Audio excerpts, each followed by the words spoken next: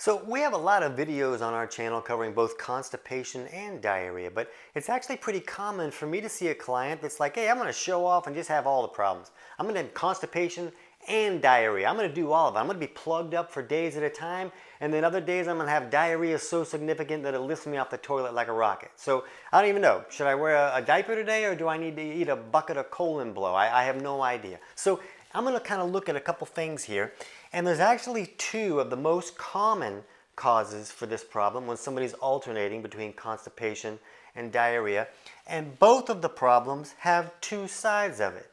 And for a lot of people, they'll actually be dealing with more than one underlying cause for this problem. So we're going to kind of run through this in this video and help you understand what's probably going wrong and then steps you can take to just poop like one of the cool kids. Let's jump in.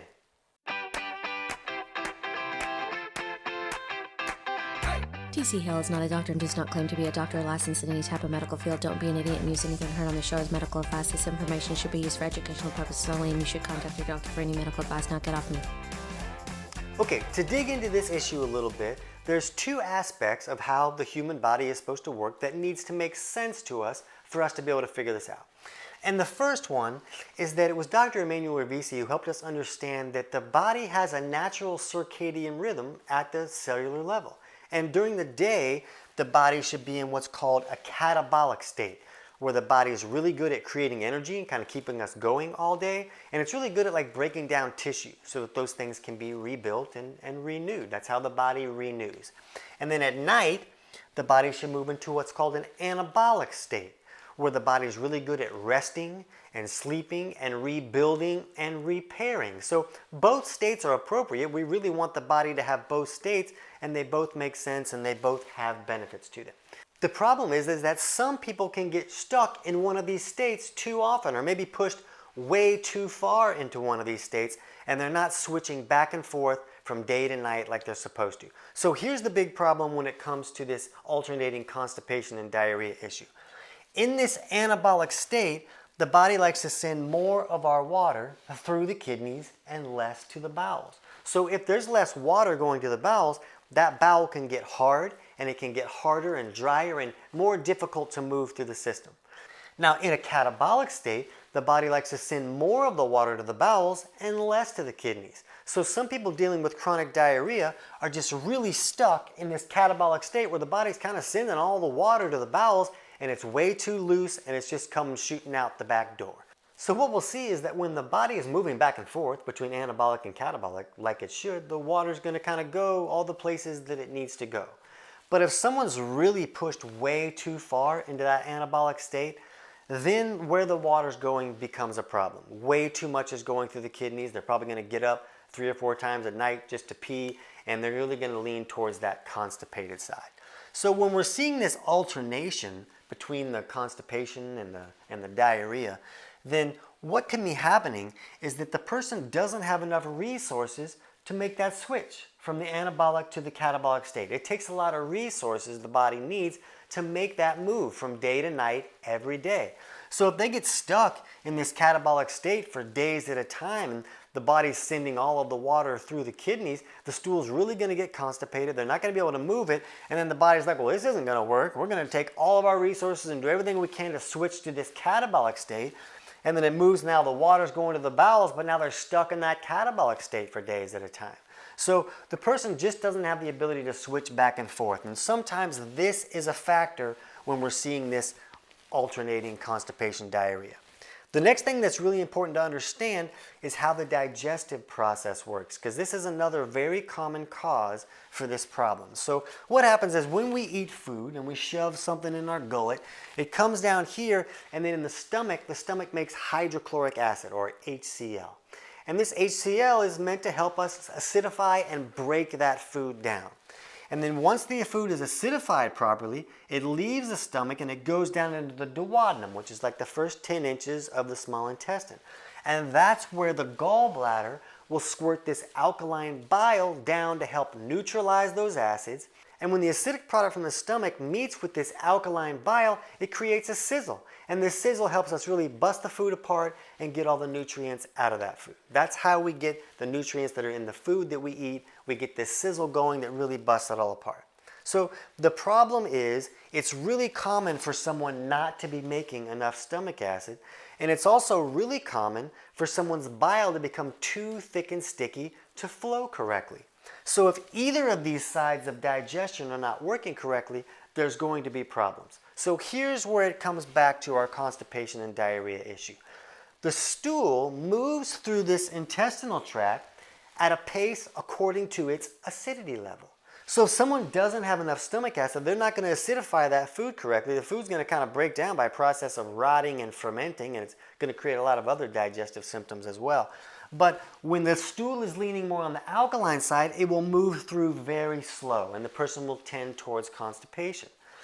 When the bile is not flowing correctly and they don't have that alkaline bile to neutralize the acids that are leaving the stomach, now that stool is moving through the intestinal tract in a more of an acidic state because those acids didn't get neutralized.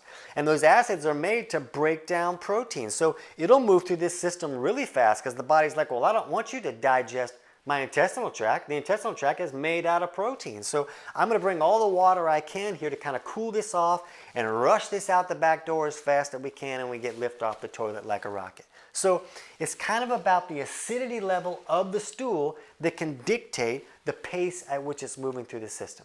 So when we're seeing someone alternating back and forth, in most cases, neither side of digestion is working correctly. They're not really acidifying their food all the time, and the bile is not really flowing all the time. So it'll kind of have a hard time digesting. There's a lot of rotting and fermenting going on that can create a lot of chemical reactions.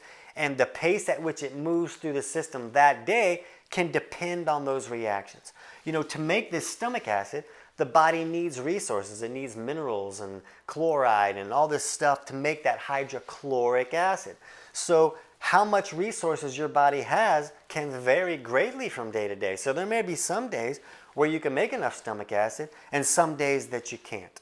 And there may be some days that bile is flowing a little bit better and some days that it's not. There's a lot of things in our life that can restrict the ability for that bile to flow correctly. So when we're seeing this constipation, diarrhea thing, we really just need to address both sides of digestion, correct both of those malfunctions, and then the problem usually corrects itself. Now, when I'm helping a client correct both of these sides of digestion, I really like to try to be a little more aggressive on the bile side first, maybe making some steps to improve that bile flow, to thin it out so it can flow correctly, because I don't want to improve the stomach acid side before I know that the bile is flowing okay. If I improve just this side, then the stool is going to be really acidic, and then it's really going to shoot out the back door and spray down the whole house. So I want to be a little more aggressive on the bile side, and then I'll start improving the stomach acid side as well. So if you need help working through all this stuff, my book, Kick Your Fat in the Nuts, walks you through how to figure out which aspects of digestion are not working correctly, and if so, what steps you need to take to correct those. And the book is available on Amazon, but I'm going to put a link in the description below where you can get the whole thing totally for free. And if you hate to read, we also have a totally free digestion course online that'll walk you through the same steps, and I'll put that as an option for a free link down below as well too. So these are usually the factors: is some type of digestive malfunction or this circadian rhythm problem that's sending too much water to the wrong place. But there's some other factors that can kind of pitch in a little bit. So one thing to think about is that if a person has a major diarrhea evacuation and they kind of unload everything, then it's really kind of common for them not to have a bowel movement for another 2 or 3 days, just because there's not enough volume left over to create a bowel movement. They kind of shut down everything, got all of it out of there. So don't really view that as constipation just because you're not having a bowel movement on those days. You may have unloaded everything in the shop. So that's one thing to think about. You may just need to worry about working on the diarrhea. Maybe the constipation is not a real factor. Other thing to think about is that some people might have like a blockage in their intestinal tract. A lot of people who have dealt with chronic constipation for a long time get stuff kind of compacted to the sides of the colon wall, and there can be a blockage where the only way for stuff to get through is to leak through in a watery form kind of around that blockage. So sometimes those people will deal with this constipation, and then all of a sudden here comes the waterworks where the body's sending all this water to the intestinal tract just to get past that blockage. So that's one possibility to think about. And the other thing is that a person can have some type of bacterial overgrowth in the stomach or the small intestine and the waste from that bacteria is often very alkaline, which means that it's really going to alkalize that intestinal tract and slow down the pace at which things move. But then once there's enough trouble down there, the body's like, I got to get all this out of here, and then the waterworks come. So the thing is that most of these issues kind of come back to one of these problems where there's either digestive malfunctions, even an overgrowth. That's a problem with stomach acid, because our stomach acid should kill this bacteria as they come in. The stomach acid is our knight in disgusting armor, and it fries all these varmints as they come in on the food that we're eating. So if we do have an overgrowth issue, it's usually because the body is not making enough stomach acid to have that barrier there that keeps all the bad guys out. The front door's open and they're coming in and setting up camp and having a keg party kind of thing. So a lot of these issues kind of go back to really having to fix these sides of digestion or this circadian rhythm issue, and a lot of times it'll clear up a lot of these problems. You may also need to take some work to reduce an overgrowth if it's already there, and we'll put a link in the description below for our video on how to wipe out bad bacteria in the stomach, and that could be some steps that could help you through some stuff. So you can see there's a lot of things that can create this alternating constipation and diarrhea issue. And it's really not about, oh, I'm going to get a remedy and just fix it. That'll be easy. It's really understanding your body chemistry and how your body's operating and fixing that. And that's why a lot of these remedies don't work. You really need to look at the body instead of just the symptom that you're dealing with. So what I want you to do right now is you need to watch our video on 10 signs of low stomach acid and watch our video on 10 signs of poor bile flow. And we'll put the links to those videos in the description below, because you need to see, am I dealing with a lot of these signs? Is it kind of obvious that maybe I don't have stomach acid and I really need to work on that? So look through those signs. But what I want you to do right now is jump over and watch our video on how to know if your circadian rhythm is off, to figure out if the body is sending all the water to one location or not. I hope this is helpful.